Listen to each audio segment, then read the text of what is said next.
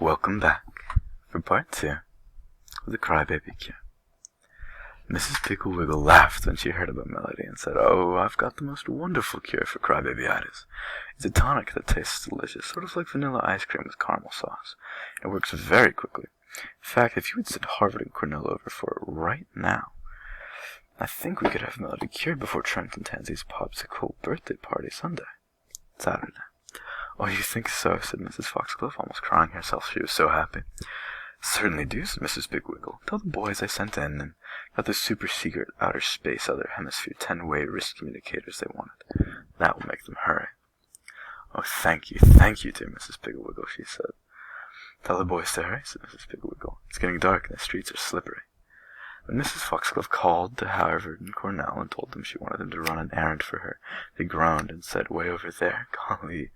And my gosh, just when we were busy sanding this old table. Why can't someone else in this family ever run on any errands?" And she told them about the super-secret outer space other hemisphere 10-way wrist communicators. And they were upstairs jamming on their galoshes and coats in 2 seconds. Then Melody and Emmy came back from Mrs. Rocket's with the onion, and Melody was bawling because she had gotten slush in her galoshes, and Mrs. Rocket's dog had jumped on her, and it was too cold outside, and her eyes hurt. Mrs. Foxglove helped her off with her coat and took her upstairs and put cold cloths on her eyes. The cloths weren't very cold, but Melody screamed in pain each time her mother touched her, until Mrs. Foxglove finally said, "I declare you must like to look like a stewed tomato." Emmy laughed, but Melody immediately began to cry. Mrs. Foxglove sent her to her room to stay till dinner was ready. When Mr. Foxglove came home, he was very cheerful, especially when he found that Mrs. Foxglove had chicken and dumplings for dinner. Then Melody came sobbing downstairs to report that somebody had used her toothbrush. She could tell because it was wet. Her daddy said, "Are you sure it wasn't just wet with tears?" Melody said, "After all, Daddy, I don't brush my eyes with my toothbrush." "Very logical," he said, putting his arm around her. "But of late you have been as soggy as a bath sponge, and dampness rubs off, you see." He held her off so she could see a big wet spot on his jacket where her head had rested. "In fact," he said as he rubbed the spot, "you are one of the juiciest children I've ever cuddled." Melody began to bawl, opening her mouth wide and scrubbing at her eyes. Mr. Foxglove handed her his handkerchief and said, "Come now, missy. It was only a joke and you know it. Dry those eyes, or the place where they used to be, and let's have dinner. We're the boys. They'll be here in a minute, Juniper. In fact, I hear them now," said Mrs. Foxglove. Cornell and Harvard burst through the back door, their cheeks crimson from the cold, their eyes dancing with excitement. Thrusting their wrists into their mother, they said, "Mom, just look at what Mrs. Piggle sent away and got for us. Super-secret outer space other hemisphere 10-way wrist communicators. Aren't they keen? Look at, see all the signs and the zodiacs and the dials." Mrs. Foxglove looked at the super-secret outer space other hemisphere 10-way wrist communicators and said, "Now, for heaven's sake, be very careful how you use those things. I don't want to be deluged with other people from other planets." "Oh, don't worry, Mom," Harvard said. "We've got all the directions right here in this little book." "Didn't Mrs. Pigglewiggle give you something else?" said Mrs. Foxglove. "Oh, yes, she gave us this little bottle," Cornell said, as he rummaged through the pockets of his jacket, taking out nails, string, 4 peanuts, 2 rocks with gold in them, a note from his mother telling her about the PTA meeting, which had happened 2 weeks ago, and to which she had gone anyway, several nuts and bolts, 2 gray licorice drops, and finally a small bottle wrapped in brown paper.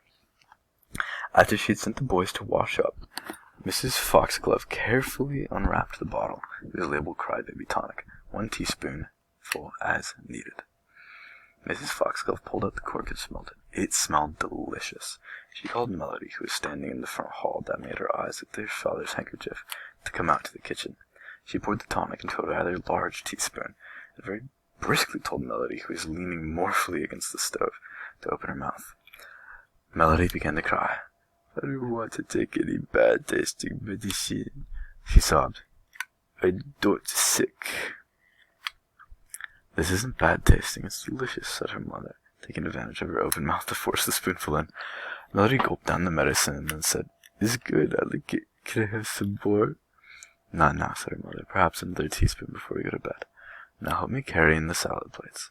The first thing Mrs. Foxglove noticed about the effects of the Crybaby Tonic was that all the redness and swelling disappeared from Melody's face. She's probably already cured, thought her mother happily. The chicken and dumpling were delicious. Everybody was having a very good time until Cornell, who sat next to Melody, sneaked a chicken bone down to Highboy, who was never supposed to be fed at the table, but was usually lying under it in case somebody should spill. Anyway, in reaching for the bone, Highboy put one paw on Cornell's knee, which was covered with jeans, and the other on Melody's knee, which was bare. Highboy didn't mean any harm, but dogs have toenails, and he may have scratched her a little, but certainly not enough to warrant the banshee howl she let out. She wailed and wailed. Then, the strangest thing happened. Out of her eyes gushed 2 regular faucets of tears. They filled her dinner plate with water, soaked her table mat, soaked her napkin, made a little lake in her lap, poured down her legs, and filled her shoes. In fact, in no time at all, there was a huge puddle under her chair. "My gosh, Mom, look at old Melody," said Cornell, his eyes as big as dollars. "Mom, Dad, quick stop her," said Harvard, as Melody's gushing tears ran across the table into his lap. "Melody, you big dummy," said Emmy. "You've cried all over Bruno's clean rompers." Mrs. Foxglove said, "Juniper, do something quick. The water's clear over here under my chair." Mr. Foxglove yelled at Melody, who was now soaking wet from head to toe. "Stop crying, close your mouth, smile." Melody did, and the tears stopped. Everybody stared at her in wonder. "I've never seen so many tears in my life," her father said. "How in the world did you do it?" I don't know," said Melody. "I just started to cry and the tears came out." "I'm going to rent you out to water lawns," her daddy said. "Salt water kills grass," Cornell said. Mrs. Foxglove said, "Instead of talking nonsense, let's all get busy and wipe this water." After everything had been wiped off and dried out as much as possible, Melody went upstairs and changed into her pajamas and bedroom slippers, and her mother gave her another plate of dinner. The rest of the meal was devoted to talking about Melody's amazing new achievement. By the time it was over, she began to feel very important. In fact, she didn't see any reason why such a remarkable child should help with the dishes. Harvard said, "Listen, Whitewash Rag, it's your turn to do the pots and pans." Melody said, "Don't you dare call me Whitewash Rag, Harvard Foxglove, or I'll tell Daddy that you broke Mr. Maxwell's greenhouse window." Cornell said, "If you tell on Harvard, Melody, I want to take you on the roller coaster with me next Saturday when we go to Trent and Tansy's party." "What party?" asked Melody. "The party Mrs. Popsicle is giving for Trent and Tansy's birthday. And Mr. Popsicle is taking all to Playland into a movie show," Amy said. "And it is your turn for the pots and pans, Melody. You know it is. It's right on the chart." "All right," Melody said. Everything was going very well until Harvard and Cornell started dueling with 2 big spoons. And jumping around, Cornell stepped hard on Melody's toe. She opened her mouth like a yawning hippopotamus and began to bawl. Instantly, 2 faucets of tears gushed out of her eyes and soaked her pajamas, bedroom slippers, Emmy's dish towel, and Solomon, who was rubbing against her legs. "Help, help, Daddy, make her stop," yelled the boys. "Smile," shouted Emmy. "Ooh, ooh," she wailed. The tears poured out faster, and pretty soon the kitchen floor was covered with water. Then Mr. Foxglove came striding in, pushed Melody over the sink, held her there so her tears would go down the drain. He told Melody to stay there by the sink until she decided to stop crying. She wailed, "But it's all wet. I'll catch pneumonia and die." "That is your father's problem," said her father coldly. "You can either stop crying, smile, stop the tears, and change into dry things, or you can spend the rest of the night standing here at the sink." Mr. and Mrs. Foxglove were playing Scrabble. Emmy was asleep, and Harvard and Cornell were supposed to be doing their homework. Melody finally stopped crying and sloshed upstairs to change into dry pajamas and slippers. When she finally came down to say good night, her mother took hold of her chin, looked at her anxiously, and said, "Do you feel all right, dear?" Melody smiled rather sleepishly, said, "I'm kind of cold, but not a bit sick." Her mother kissed her and said, "For heaven's sake, don't cry in your sleep. You'll drown," said her father. Her mother kissed her and told her to go into the guest room and get Grandmother Dawson's down cold. Melody slept well, and the next morning when she awakened, she felt very happy, especially when she remembered that the next day was the birthday party. The next day after that was Sunday, and Piggle Wingsprockle was going to give her a yellow kitten. Also, the sun was shining. Also, that tonic her mother gave her before breakfast was so delicious. Everyone was cheerful at breakfast, and Mrs. Foxglove told the children she would drive them to school and drive Daddy to work, as she had to have the car. All the children were smiling when they got out of the car at school, and Mrs. Rixall, the principal, said to old Joe the janitor, "I'm delighted to see the little Melody Foxglove has at last cheered up." Melody was very cheerful all morning. She got 100 in spelling and an A on her story about my kitten.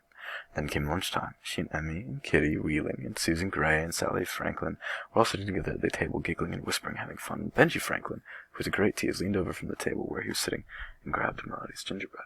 Without even thinking about the night before, Melody opened her mouth and began to cry. Immediately the tears poured out.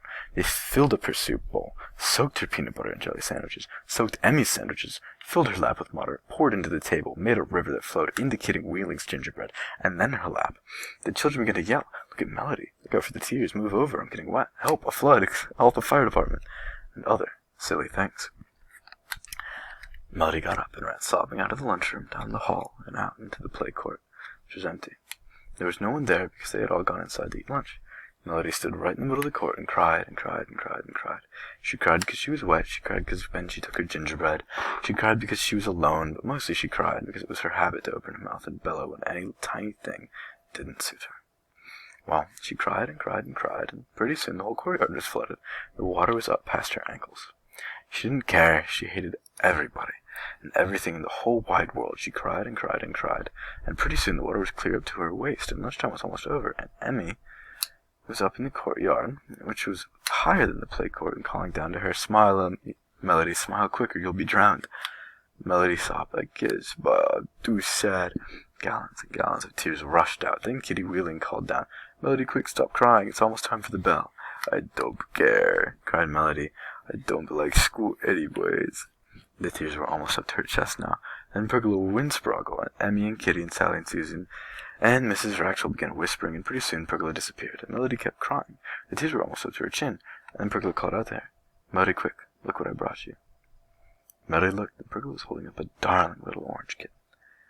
"A kitten, a little kitten of my very own," Melody said, and stopped crying and smiled. The tears stopped. Slowly she made her way out of the play court.